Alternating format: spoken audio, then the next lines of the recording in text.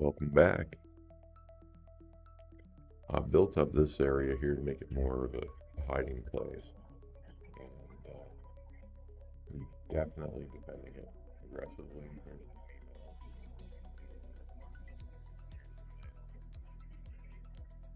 When anyone comes around, I see the male just went out and he's keeping everyone away basically. So he must have some eggs in there somewhere. Let's get down here a little with the camera and see if we can see it.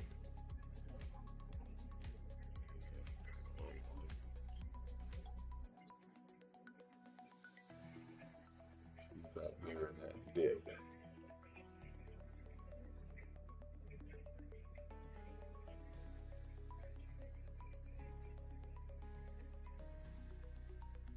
Oh yeah, there's something there.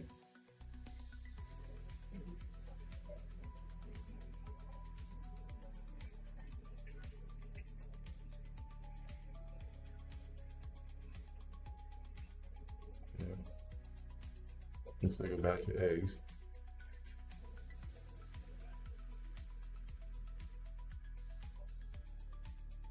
Turn this light off if it will. There we go. So, very interesting stuff there. How well will they keep them alive? I don't know. Probably not very well. But we'll see. If they can keep that area defended. I doubt it, but some good fish drama. I'm running out of tanks, so that's why they're in there. These guys got a 75 to themselves. And their babies are doing good. Should be right there with them. And they are.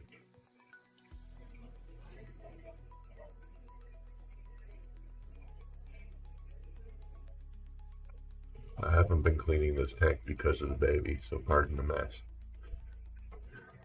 It's pretty nasty in there. I haven't done no glass, nothing.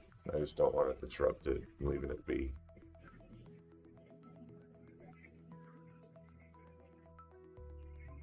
The little Larry's doing good. I can tell he's grown.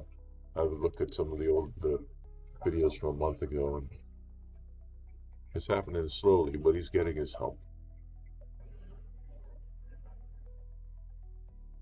He's definitely fattened up too. At this stage, he's meant to grow vertically, and that's what he's doing right now. So he'll thicken up top to bottom, and his hump will come in as that happens. You can see it starting to bulge there. Should be a beautiful fish once he grows a bit more. I'll back up so you can see how small he is in a 75. He's still really young. These things get as big as Oscars do. Like foot long, 12 inch. So, speaking of Oscars, let's go have a peek at them, shall we?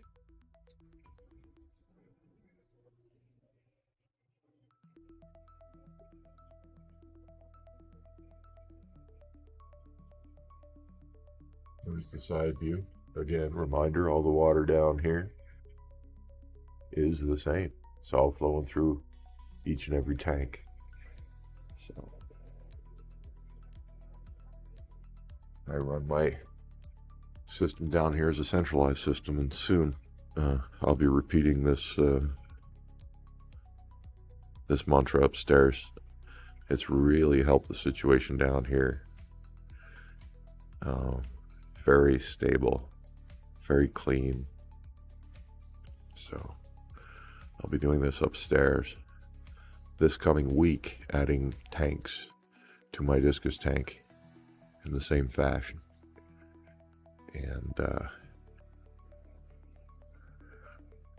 it's just going to improve things up there immensely, I'm imagining. I mean, it could always go the other way, but I can't see it going the other way and making things worse. But you never know. But down here was like a big beta test. and it looks very successful to me. Look at those Oscars. Look at that health. The Oscars are overstocked in the same sense my Discus are. Not a problem. It's eating it up. The system's eating it up. Because me, I'm not into swamp tanks. I know some people are, and that's fine if, you know, that's quote unquote okay. But me, it's not my cup of tea, you know.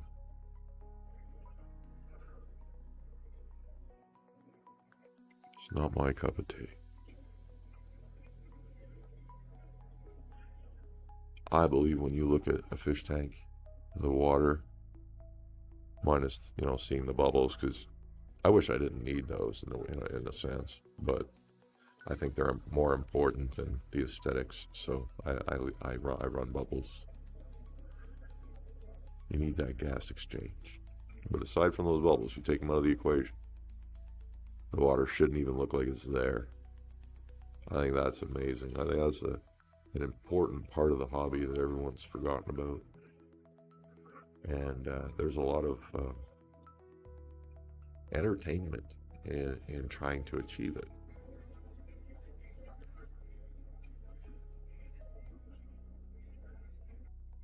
And then when you do, you get monstrously healthy fish. Hands down, bar none. Clear water will never kill your fish.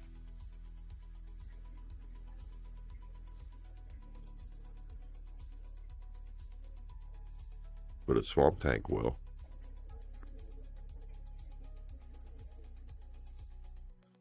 The tide's been turning. Patty Aquatics.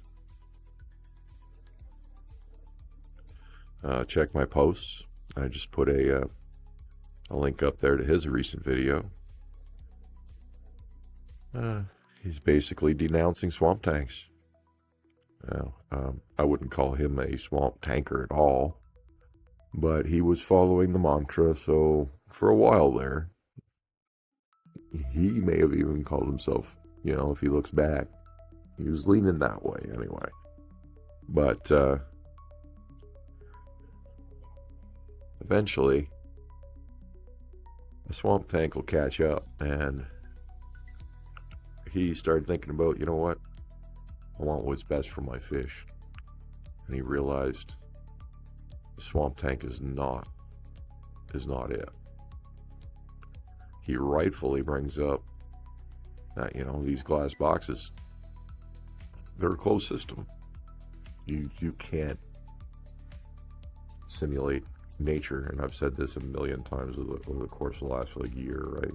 You can't simulate nature in a box. He basically agrees with that concept, and he's adjusted his own personal tanks. He's been cycling them out of the deep substrate, extremely dirted mantra, and going back to clear water fish keeping. And his tanks look wonderful already. It's absolutely beautiful. And his fish, I bet you his fish health has improved. I don't think I think he leaned in that direction to saying that, but he didn't come right out and say it, but it's true. Even the plants are going to do better. You know, doing your water changes, you know, remineralizing your water properly, keeping everything clean, that's going to help your plants grow. So there's nothing wrong with plants. If you have the type of aquarium that can support plants and the type of fish that won't eat them, plants are awesome.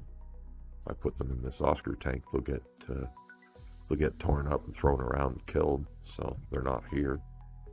There's a lot of fish like that. We just can't all have plants sometimes. Nothing wrong with them. Same 50-50 sand gravel mix in this tank. Shallow substrate. Remember, there's no rim on this tank at all. So that's like true depth right there. Almost nothing in some spots. A little uneven because the Oscars moved around.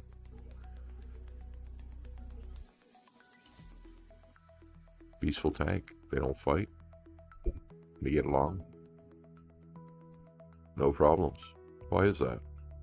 Aren't my Oscars just completely tearing each other apart? Well, a big part of it is keeping the water cold, but my water's not that cold in Oscar terms. Some people might even call that warm, but it's to stop them from breeding aggression. And number two, it's to clean water. Oscars get grouchy when their conditions are bad, and they're very peaceful when their conditions are good. And that's a wrap for now. It's actually so cold out, my furnace turned on. Upsetting. Anyhow, I hope your days today are warmer than mine's going to be. Ciao for now.